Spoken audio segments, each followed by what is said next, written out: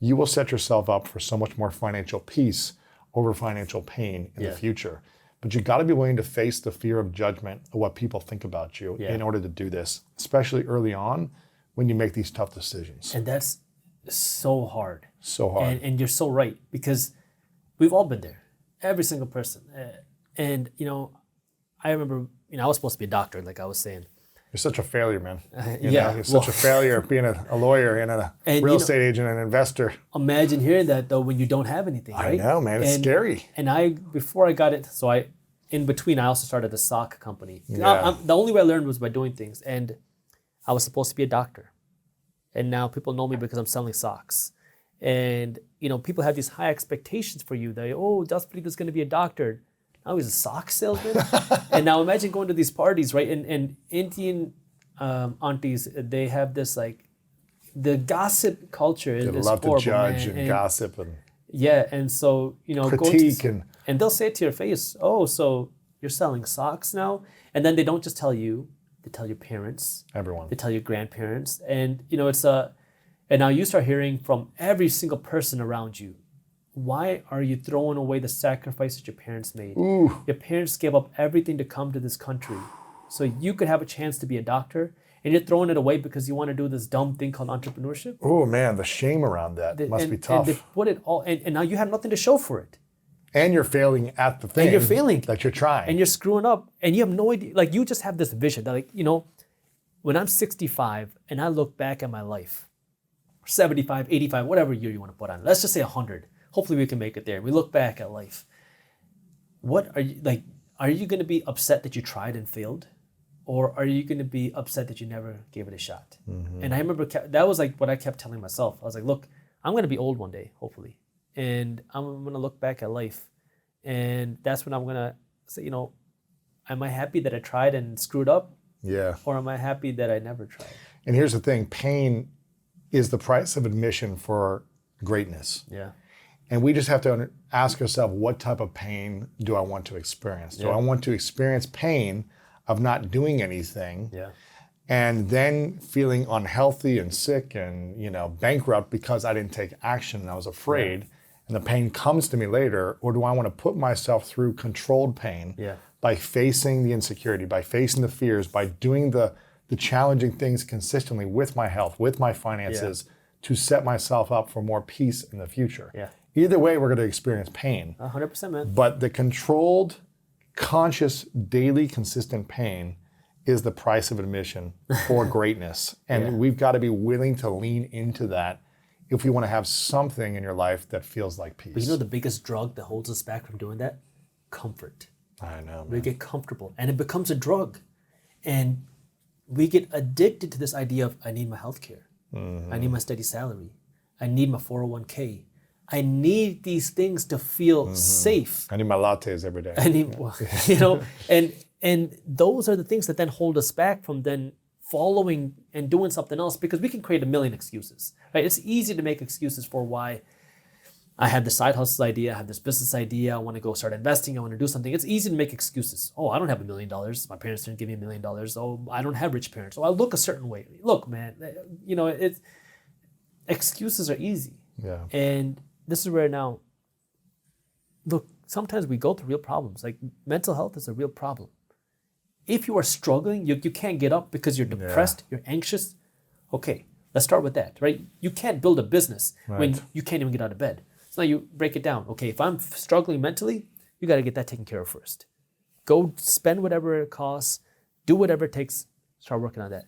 Pain creates purpose, right? And now you can then start to work towards something else, and then you start working. But you got to get away from that comfort drug. Yes. And understand, sometimes you got to be willing to be uncomfortable. I had this talk with me, so it's kind of, this is funny. I don't think I've ever talked about this publicly, but I remember I used to go through like the worst case scenario. I was like, worst case. My parents kicked me out of the house. I make no money. I'm homeless. Yes. What's the big deal? Okay, I can make that work. I'm like, can I make it work? And so a funny kind of segue from that is later on, I went and started I co-founded a community service organization. And we do a lot of help. We call it SEVA, which is a Sikh word. I'm from the Sikh faith, Sikh. That's the name of the religion. And seva is a fundamental tenet, which means selfless service. And so one of the things that we do was we would do a lot of things in the city of Detroit to help people there, primarily homeless people. And kind of as a joking idea, kind of as like a serious thing, I told co-founders, I was like, hey, you know, we're doing a lot of things for homeless people here, but we don't know what they're going through. Why don't we try being homeless? And I like doing kind of different things and putting myself through it. And so a couple of guys were like, yeah, let's try it. And so, you know I could never experience real homelessness because I know I have a home, I have a family, I have that comfort that I knew I was going to go back to. But for 4 days, we slept on the streets of Detroit. We had $15 a person. And wow, we're going to figure it out. And to kind of prepare myself, I didn't shower for a week leading up to it. And we just tried it. And this is where now, you know, you put yourself in uncomfortable situations. For me, I kind of try to do that because it gives you new perspectives, new ways of thinking. And people call me crazy and all this stuff all the time. But I kind of, it makes sense to me now because I don't do things the way everybody else does. I don't see the world everybody else does. And I want to try things the way I can see the world from different places. Like we were talking about before, people with different opinions. I look for that. Yes. Most people, like especially in this political climate, if you disagree with me, block, turn you off. Talk to me. I want to hear what you have to say. We don't have to agree, but I want to learn from you. And that's where wisdom comes from, is when you can listen to two different points of view and then come up with your own analysis. Like when we talk about stock market investing, I'm going to tie this back to finances. When people talk about how do you know if it's a good company to invest in, like one of the things that we talk about is, and I talk about on YouTube, is listen to people's opinions about a company. But don't just listen to one side's opinions. Listen to people that think that the stock is going to the moon. Listen to people who think that the stock is going down. Crash, yeah. And now you have both perspectives. Because if you just listen to people that say nothing is going to go wrong, you're going to be in this euphoric state of, I'm going to buy everything. But you have to put things in perspective and understand there's two sides to everything. Being willing to, again, it's uncomfortable, right? Especially when you firmly believe something. And then you hear somebody telling you that you're completely wrong, that you're an idiot, that you're a fool. It makes you a little uncomfortable. Yes. But being willing to make yourself uncomfortable can teach you a lot. So that's, we're talking about saving money, but it all kind of ties in together of knowing now, being willing to handle that judgment, because that is hard, man. Huge, man. It is hard. Huge. Which then brings us to then protecting yourself, which, you know, there's a few different things here in protecting yourself and protecting your money. And what's the fourth one? Spend, grow, save. So, oh, wait, we completely skipped earning. Earning. Oh my God, well, we can't skip. That's the most fun one, man. Wow, I'm sorry for that. So earning now is, you built a system, 75, 15, 10. Every time you make money, some of your money is being spent, some of your money is being invested, some of your money is being saved. Now it's, I kind of like this financial education stuff. How can I amplify the system? You got to put more fuel on the fire. How do you do that? You need to earn more money. Now, this is where, unfortunately, a lot of people look for that quick and easy way. I mean, who doesn't want to get rich quick, right? It's very appealing. Right. The problem is most people who try to get rich quick end up losing, and you end up paying somebody selling you a get rich quick service. And unfortunately, it's very unfortunate, but it's very easy to sell this idea of get rich quick. And this is where now understanding that, you know, we could go over systems of do these 5 things to build $1 million business. But everyone's going to be different. And sometimes you just got to be willing to put in the work. Yeah. And there's no bypassing that. But now it's understanding how you can work hard and work smart. Because most of us are taught that hard work is rewarded, and it is. But you have to complement this hard work with smart work. Like if the hardest people in America were compensated by their level of work, construction workers would be the highest paid people in America. Yeah. But they're not. Teachers would be making more money. Teachers would be making way more money. They're not. We're compensated completely differently. And this makes a lot of people angry because you say, man, I put in 20 hours, I put in 12 hours, I've been breaking my back, and this is all I'm making. And this is where this is why we need to be taught how our financial system works, because we're all a piece of this puzzle. But most of us are only consumers. We're never taught how to benefit from the way the economic system works. And so you have to be able to work smart instead of just working hard. And now the question is now, first, you have to be willing to work hard. Like when people tell me, hey man, I want to start a business because I don't want to work that hard, I can't even talk to you. Like you It's not can't. gonna happen. It's a completely different language. You've got to obsess over something if you want it to do well. Yes. You have to be obsessive, and a business owner doesn't get to turn it off. You don't get to clock out at 5 and say, well, I'm done for the day. Like, I don't have to worry about anything. Like, time to go home and chill and relax and just watch the money flow in. You've got to, it doesn't shut off. You're thinking nonstop about your employees and making sure they're taken care of, about, am I going to be able to generate enough money to take care of them and the expenses, and running new initiatives and launching your products and making those better and dealing with customer acquisition. It never stops. And if you think starting a business is just going to bring you a bunch of passive income and cash flow, man, teach me the system on how to do that, because I don't know any entrepreneur that knows how to do that. Before the interview continues, if you feel like you're not living your most authentic life, not leaning into your purpose, and not living the life that your future self would be extremely proud of, I've written a new book called The Greatness Mindset, and I think you're gonna love this. Through powerful stories, science-backed strategies, and step-by-step guidance, The Greatness Mindset will help you overcome all the different challenges in your life to design the life of your dreams and then turn it into your reality. Make sure to click the link below in the description to get your copy today. Okay, let's get back to this video. It doesn't work like that. I know my dad used to joke around. We had a talk the other day. My dad worked very hard, and he joked around about me because he saw this article on the internet, and he was like laughing. I was like, what's so funny?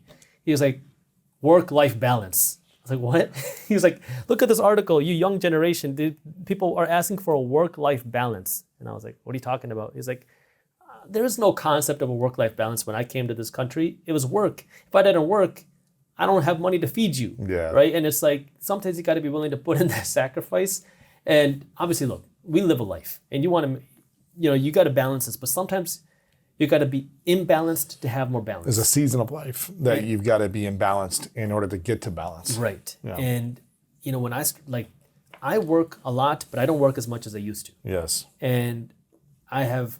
You're getting comfortable, man. You're getting soft. A little bit, man. I seriously got to go back through something that's going to make me uncomfortable. Well, the economy might put you through that, so don't worry. I know. But if you're not disciplined with your pain, the world will bring pain to you. 100%. You're 100% right on that. But it's a matter of now understanding, when is the sacrifice worthwhile? And when are you going to be willing to do that?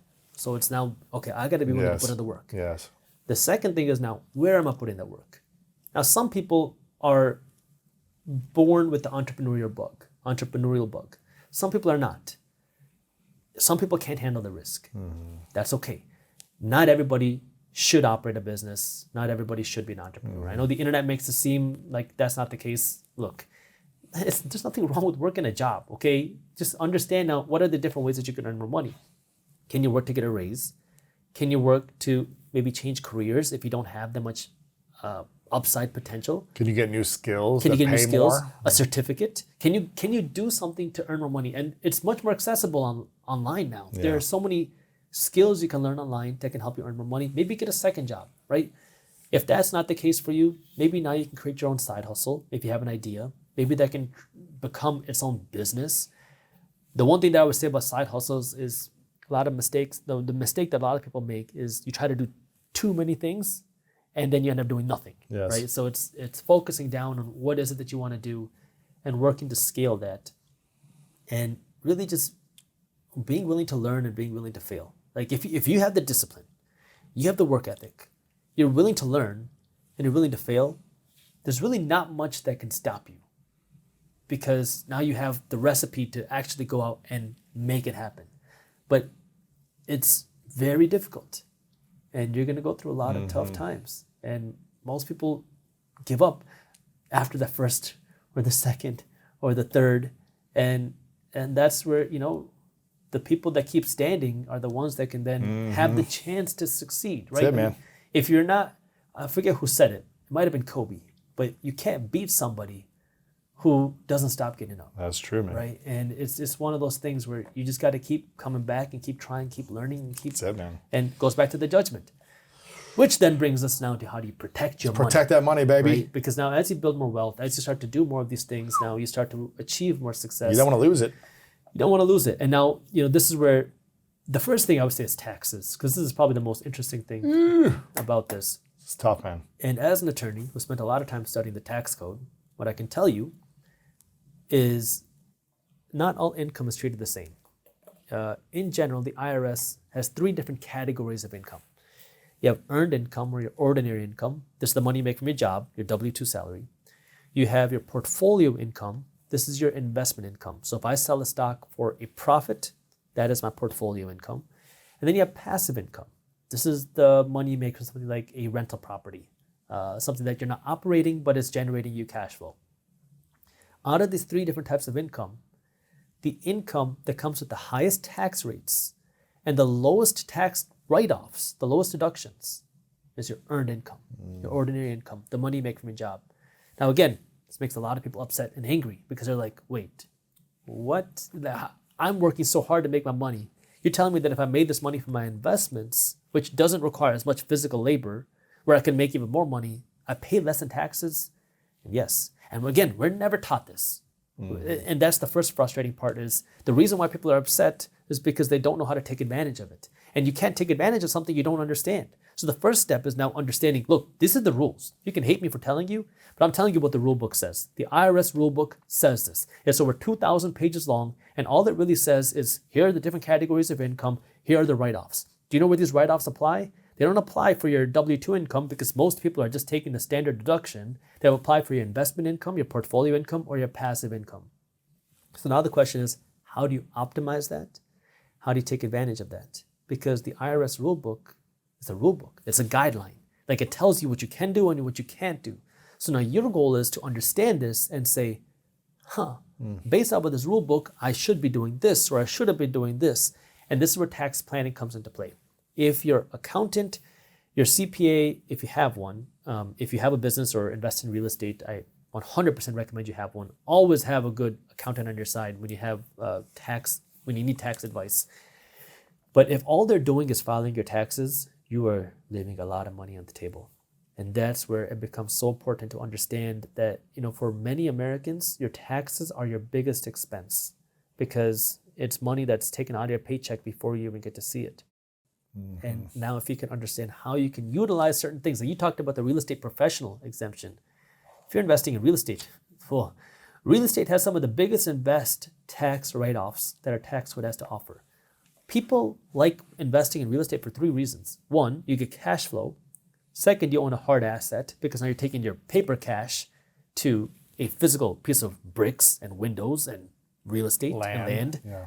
And 3rd, you get tax breaks. Mm-hmm. Real estate is one of the best tools out there to use a tax code because with real estate, you get paper write-offs, which means I can show the IRS, hey, I made $10,000 worth of profit, but my taxable income is maybe 0 because I can show that my property is 1 year older. It's called depreciation. So I get to show the IRS, hey, my property is 1 year older, so I don't have any real taxable income, even though you have some money in the bank. Right. And that's going to depend on now how valuable the property is. But now you can make money and pay $0 in taxes. In addition to that, you could potentially, there's a lot of restrictions on this, but if you lose money or lose money on paper, meaning you make a profit, you tell the IRS you lost money, depending on how much money you make and how much money you lose, you could take some of this money, offset some of your job income. There's a lot of rules against this, but you can do that. Then, if you sell your real estate property for a profit, small or big, you can use all that money, go buy another property, and pay $0 in tax today. It's called the 1031 exchange. So all these things are available, but you have to now understand that you have to understand it, then how do you do it? Now, the first issue that people have is, how am I supposed to invest in real estate? I can barely buy a home for myself. Right. Well, you have to plan for it. Yeah. Right. It's not something that happens overnight. You're going to have to work towards it. And if you can't find any property in your area, maybe you look in a different area. Second is, if real estate is completely out of the picture, either you tell yourself you can't do it or you don't want to do it, you don't have to. You can also invest in stocks and still get some of the tax advantages because now your portfolio income has lower tax rates. And so now you can invest in stocks. You can generate cash flow from stocks. You can pay less taxes. You might not have the same tax benefits as real estate, but you still get a lot of tax benefits. And you can start with, I like to say as little as $100, but literally you can start with as little as $1. There are platforms out there that will let you start with $1. But again, it starts with that education. The second thing when it comes to protecting, so first you got to understand the taxes. I would 100% recommend getting a good accountant. Second is protect yourself. If you have a business idea, protect yourself. Because the reality is there's people that want to come after you. People in America, you can sue anybody for anything.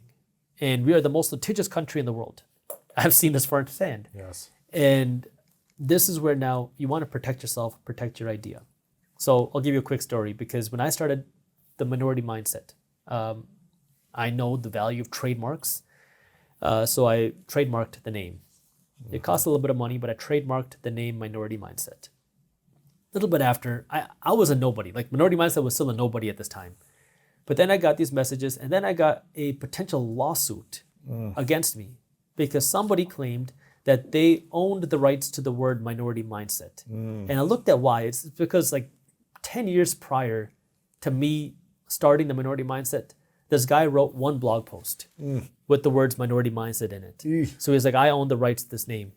And me and my attorneys looked at this and we're like, well, we have a federally registered trademark on the name Minority Mindset. So no, there was nothing that they could do. So you want to protect yourself. How much money you make isn't the sole determining factor of how wealthy you will become. Because the first thing people think, for the majority of people, is, okay, I have all these payments. I'm making just as much money. And I don't really have that much cushion to really save money or become wealthy, so I just got to make more money.